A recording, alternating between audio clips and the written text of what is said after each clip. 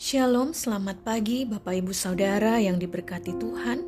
Selamat berjumpa kembali dalam ayat Alkitab hari ini, Rabu 25 Februari 2026. Mari kita berdoa sebelum mendengarkan firman Tuhan. Bapa kami yang di sorga, kami bersyukur atas berkat Tuhan hari ini. Kami dapat bangun di pagi hari dengan segala kebaikan Tuhan yang Tuhan nyatakan dalam hidup kami masing-masing. Saatnya kami hendak mendengarkan firman-Mu Tuhan. Biarlah Engkau menolong kami untuk membaca, mendengar, merenungkan firman-Mu dengan sungguh-sungguh, sehingga kami terus mengerti kehendak-Mu dalam hidup kami dan melakukannya dengan sepenuh hati kami, sehingga Engkau senantiasa dipermuliakan. Terima kasih Bapa, dalam nama Tuhan Yesus kami berdoa dan bersyukur. Amin. Ayat Alkitab hari ini di dalam Injil Lukas pasal 3 ayat yang ke-14. Firman Tuhan berkata, "Dan prajurit-prajurit bertanya juga kepadanya, 'Dan kami, apakah yang harus kami perbuat?' Jawab Yohanes kepada mereka, 'Jangan merampas dan jangan memeras, dan cukupkanlah dirimu dengan gajimu.'" Bapak Ibu Saudara yang diberkati Tuhan, ada peribahasa terkenal yang berkata, "Besar pasak daripada tiang," yang artinya lebih besar pengeluaran daripada pendapatan.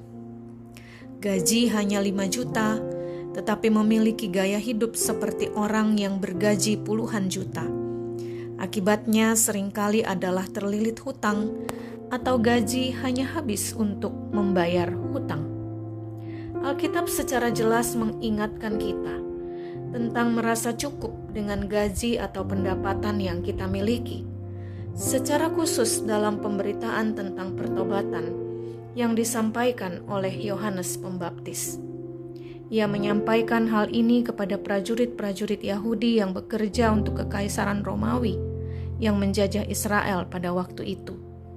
Mereka diingatkan untuk mengedepankan integritas sebagai seorang prajurit, merasa cukup dengan gaji yang mereka terima, hidup dengan apa yang ada, dan bersyukur dengan apa yang ada pada mereka. Tidak merampas dan memeras atau melakukan kekerasan kepada rakyat untuk mencari keuntungan pribadi sebagai cara yang dipakai untuk memperoleh penghasilan tambahan, sebab ini sangat bertentangan dengan kehendak Tuhan. Yohanes Pembaptis mengingatkan bahwa pertobatan sejati bukan hanya secara ritual, yaitu melalui pembaptisan yang mereka terima di Sungai Yordan pada waktu itu. Tetapi sesungguhnya pertobatan sejati harus nampak dalam keseharian mereka, dalam cara hidup dimanapun dan kapanpun, termasuk di tempat pekerjaan mereka. Bapak Ibu Saudara, tidak dapat dipungkiri bahwa saat ini kita berada di zaman flexing. Segala hal ditampilkan di media sosial untuk memperoleh validasi. Banyak orang yang hidup berdasarkan apa kata orang, bukan berdasarkan apa kata Tuhan. Ingin diakui oleh manusia sebagai orang yang mampu secara finansial, memiliki gaya hidup konsumerisme, berupaya keras mengikuti tren yang ada, menjaga gengsi, sehingga orang-orang yang sebenarnya tidak mampu akhirnya menghalalkan segala cara untuk menjadi sama dengan orang lain yang memang mampu dari segi ekonomi. Firman Tuhan mengingatkan kita untuk tidak berbuat hal yang seperti itu, karena hal itu tidak berkenan kepada Tuhan. Yang Tuhan inginkan dari kita adalah kita bekerja dengan jujur, kita hidup apa adanya, kita berjuang sesuai dengan kapasitas kita, dan kita selalu bersyukur dengan berkat yang Tuhan berikan. Itulah salah satu cara kita hidup dalam pertobatan yang sesungguhnya.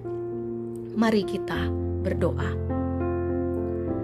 Bapa di sorga, kami bersyukur untuk firman-Mu hari ini yang mengingatkan kami untuk senantiasa menjadi orang-orang yang berintegritas, secara khusus di dalam pekerjaan kami.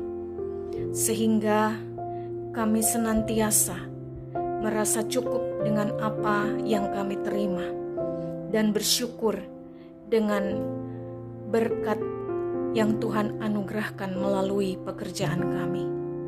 Jangan biarkan kami menjadi orang-orang yang menghalalkan segala cara untuk diakui oleh manusia.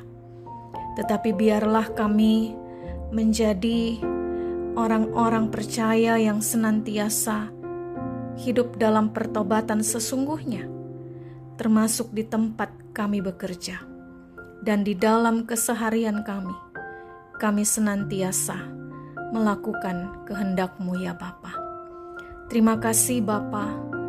Kami mohon pertolongan-Mu sepanjang hari ini dalam aktivitas dan setiap pekerjaan baik yang kami lakukan.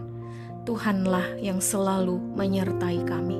Di dalam nama Tuhan Yesus Kristus yang mengajar kami berdoa bersama-sama.